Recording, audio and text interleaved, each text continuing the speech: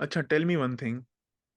Uh, Ramanujan, both Ramanujan and Swami Vivekananda, both were something that no one in this universe could understand. Like they both were extremely brilliant. I don't think anyone has any doubt about that.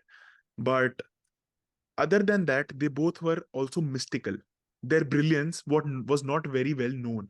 कि ये brilliance आ कहाँ से रहा है और किस चीज में ये लोग brilliant है. Just looking at a number and saying कि यार ये number is the smallest number that can be expressed as the sum of two cubes 1729 In two different ways. in In two two different different ways. ways. Exactly, that's 10 cube and 9 Yeah. cube and 12 cube plus 1 cube, which is Srinivas Ramanujan.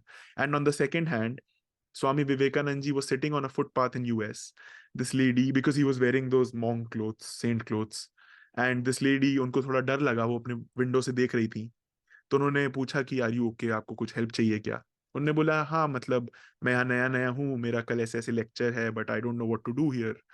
तो उन्होंने अपने घर में उनको invite किया. And again US में at that time a lady inviting a random looking Indian in her house is not very normal. कुछ gift जब हस्बैंड घर पे आए, तो जब उन्होंने बात करी, her husband was a professor at Harvard. तो उन्होंने हार्वर्ड में कॉल किया स्वामी विवेकानंद जी से बात करने के बाद और बोला कि here is a man whose intellect is more than all of ours combined. So, do you think the fact that they both, you know, left us had something to do with the fact that maybe they were too brilliant? Uh, in retrospection, I think yes. But so think about this, right? ये बहुत अजीब चीज है. Uh, even when APJ Abdul Kalam died, right? So people were talking about how he died peacefully. They had a very peaceful, like APJ Abdul Kalam had a rather peaceful death compared to Ramanujan. Ramanujan died of tuberculosis, Yeah, right? So my like according to me, dying below the age of 35 is a loss, or it's like we are cursed to having lost them, yeah, like exactly. in a way, because they have contributed so much, especially within 35, which most people combined are not able to contribute, right, to Yeah, any of the fields. I mean, Swami Vivekananda's English was so good. I don't think Indians का उतना अच्छा English है, मतलब बहुत कम लोगों का है अभी. बट भाई इतना अच्छा इंग्लिश, इतना अच्छा English. Even even autobiography of a Yogi, his that English is so good English. But हाँ, लाइक या. एक स्वामी विवेकानंद की एक लाइन है जिसमें वो बोलते हैं कि knowledge is manifestation of divinity या already within, which is basically what he was all about, and which basically was also what Ramanujan was about. He was yes. not a very well educated man, but he was definitely one of the most learned men, both of them. या So या the fact that they both died rather similarly, being so brilliant, they were both healthy also. I think it has something to do with the fact that maybe, just maybe, they were too good for us, and या nature, or if the higher power, it or them realized that maybe these people are just not meant to be here. Yes. And the same vibes are somewhat given to me by Elon Musk. I या think the fact that he has lost his mind, like people say he has lost his mind, him buying Twitter, him renaming it to X, things like that. I think he's just bored of this planet. He is too brilliant for this place, and now he's just, because he's also too involved in materialistic things. Unlike Swami Vivekanand and Srinivas Ramanujan, he is still here, but he has just lost his mind in a way where he's just bored. Okay, so there was a very interesting finding, right? So it was not a finding, it was just like sort of a very typical observation that you'll observe in one of the YouTube comments. So whenever Elon Musk gives speeches or anything that he explains about a product, he takes a lot of pauses and he sort of stutters. And people are like, he's trying to explain it to us. That's why he's stuttering. So his level of consciousness is way beyond ours, and that's why it's difficult for him to compile it back so that we can understand it. So maybe, yeah, you are true. Yeah, Yeah. I was watching this interview of Mark Andreessen. For the people who don't know who Mark Andreessen is, the main brain behind Mosaic and Netscape, and so basically he's one of the people who are called the father of the internet. And now he runs a huge VC firm with Horoids, and it's called the Andreessen Horoids firm. It's a multi-billion-dollar VC firm. So he was asked if he believes in personal philanthropy, because he's insanely rich. So he was asked if he believes that every rich person should have some form of philanthropy, and he said that my idea of personal philanthropy overlaps with that of Larry Page's. So the person asked that, what is Larry Page's idea of philanthropy, personal philanthropy? And Mark Anderson said that Larry Page says that when I die, I'm just gonna give all my money to Elon Musk because he knows That's what to do best with it. the biggest bang for the buck. Yeah, I mean, I don't think there is anyone who can do as much and as productive as Elon Musk with money, Yes. But and as yeah, ruthlessly. I don't think anyone is going to. No one has. I don't think anyone will be able to understand what he's up to in order to stop him. So, so yeah, it's that's true. That's true. This is like, again, as we talked about it, right? This is the difference between having been educated and having been learned. So yeah, like I think we can discuss about that.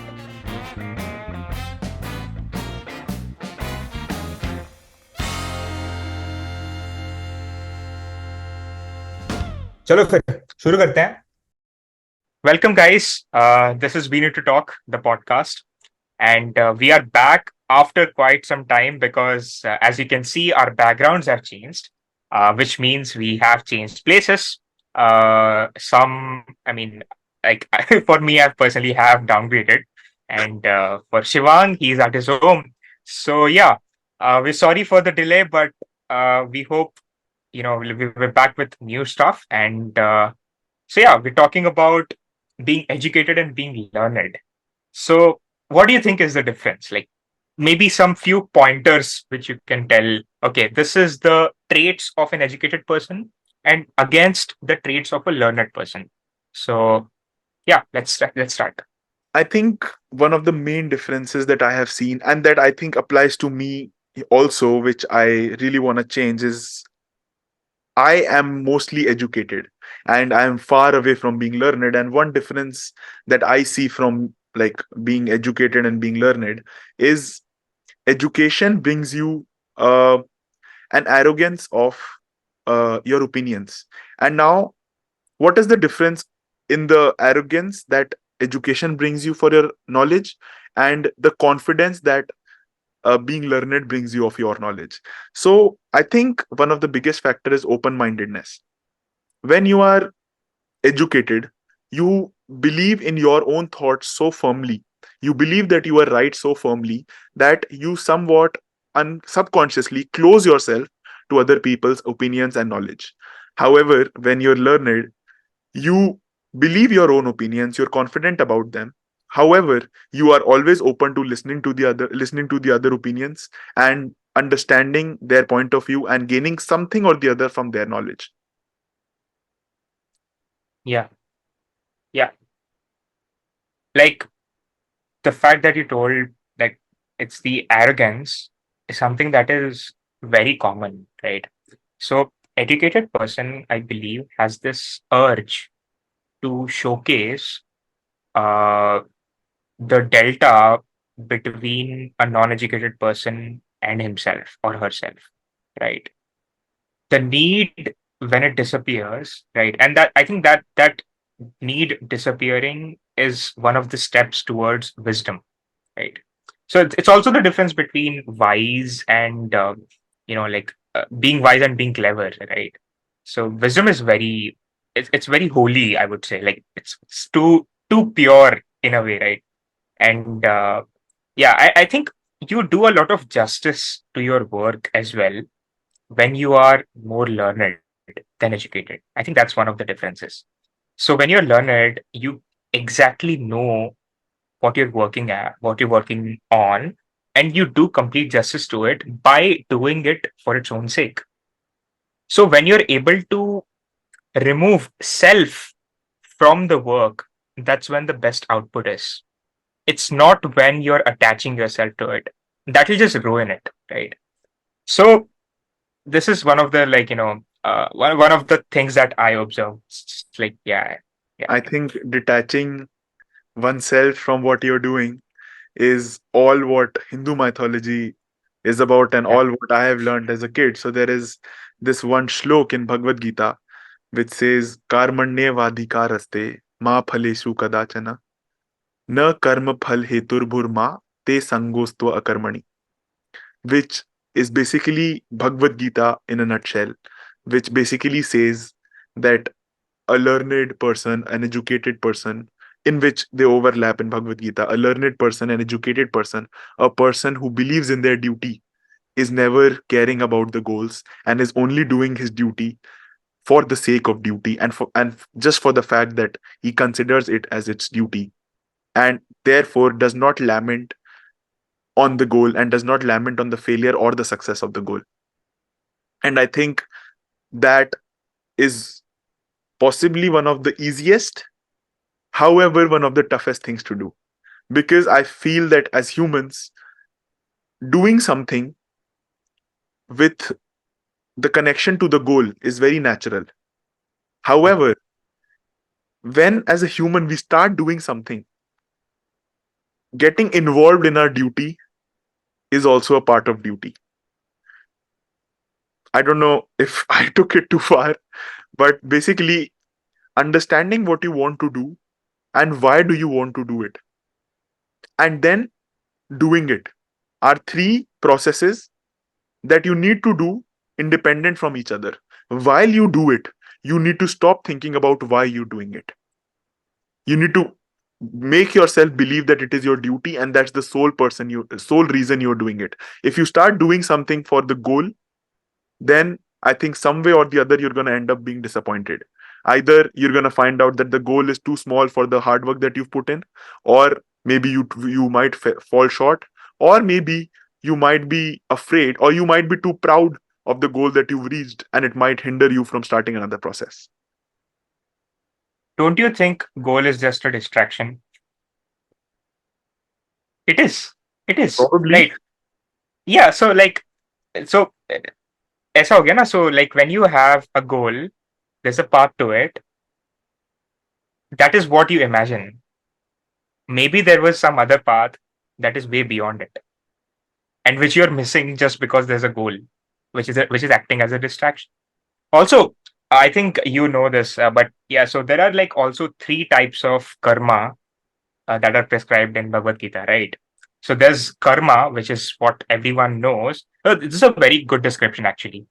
Basically, karma is whatever actions you perform that are your prescribed duties, right? And the role that you play will have some prescribed duties, right? Example, a student studies and at different roles, right? I mean, there are like a lot of roles, obviously, that a human plays. There is vikarma, which is basically you are misusing your freedom, and that's like the worst, right?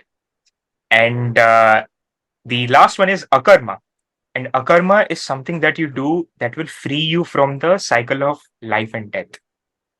So akarma is something that is, and I mean, you are freed from this particular suffering, which is called life.